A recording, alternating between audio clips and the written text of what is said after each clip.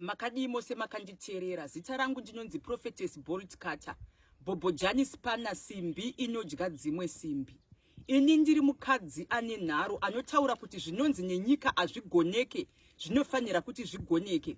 Handizive kuti wakanditerera uri kupi mudikani. Zvichida waedza kukwira makomo, waedza kutsanya asi zviri kuramba. Waedza kunopfugama mukati menzvimbo dzakasiyana siyana zvichiramba.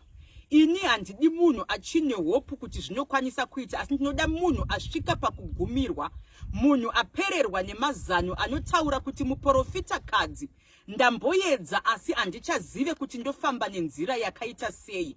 Zvichida wakanditerera mukati mezuva ranhasi, une chipo chiri pauri chaunoziva kuti ndakazvarwa ndine chipo chekurota, ndakazvarwa ndine chipo chekuunganidza vanhu, asi ndakatsipikwa chipo changu hachichakwanise kushanda.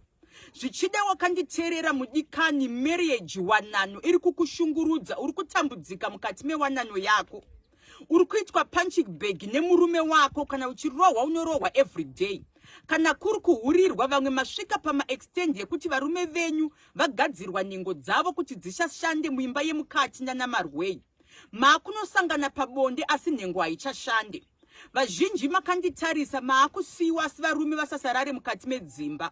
Mudikani unosvika rini uchingoti apa wagara zvanetsa rega ndisiye, ndaenda apa zvanetsa rega ndisiye. Ini ndinobhiliva kuti pauri ipapo ndo paunofanira kuti ugadzirisike nyaya dzako dzigone kufamba mune zvakanaka.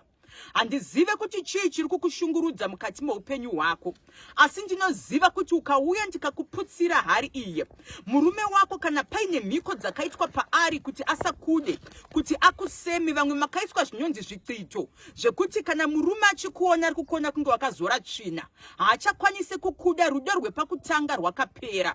But zvakapedzwa nekuda kwekuti pane mhiko dzakaitwa. Vamwe muri varume makanditarisa, makatorerwa rukuvhute rwenyu pamakaberekwa, asi matorerwa rukuvhute rwenyu mukabva masvika nekunogadzirwa. Magadzirwa munguva nenguva, unongoyerekana watongodzokera kumusha, asi paine mhiko dzakaitwa pachikuva nerukuvhute kuti haufanire kugara nemukadzi. Uri murume une 35 years, une 40 years, une 50 years, wanano iri kukunetsa, haukwanise kuti uvake chinonzi musha uri murume. Uri murume wakanditarisa asi nhengo yako yakasungwa, haisi kukwanisa kuti ishande. Uri kushuvirawo kuti dai wawana simba pabonde asi zviri kuramba. Uri mudzimai wakanditarisa, kana iri mbereko waine makore akawanda asi zviri kuramba kuti ubate mimba. Ndine zvandinokupa, zvandinokubatsira nazvo kuti udye for 7 days mimba yobata. Ndine zvandinokubatsira nazvo kuti murume wako akwanise kugara mukati mewanano, akwanise kugara mukati memarriage. Kana achinge ari murume unouya ndokuitira altar breaking, ndokuputsira hari. Ndichinge ndakuputsira hari, ndine pisi yepahari yako yachaputsa yandichakupa, yandichakudza zvekunoita nechipfeko chako nechipfeko chemurume wako, kuti mukwanise kunge muchisangana pabonde zvakanaka, nekunosunungura mhiko dzinenge dzakaitwa pamurume wako.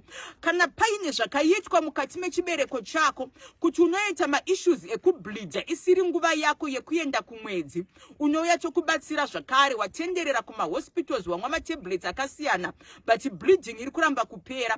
Vazhinji venyu vana vari kungomitiswa mukati medzinza, vana vese vanemitiswa vakidzoka pamusha, hapana mwana ari pamurume. Vamwe vanototenderwa kuroorwa asi mukati medzimba dzacho havagari.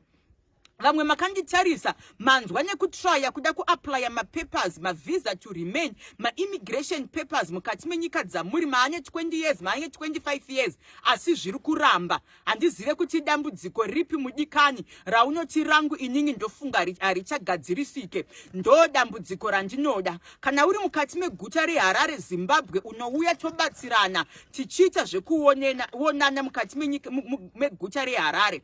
Kana uri kunze kwenyika, distance is not a barrier, hapanga nidhi yekuti ukwire ndege. Ndinokubatsira uri kukati menyika mauri ikoko. Ndoda kuti unditsvage wakasununguka, plus 263 771 921 976, plus 263 771 921 976. Shalom.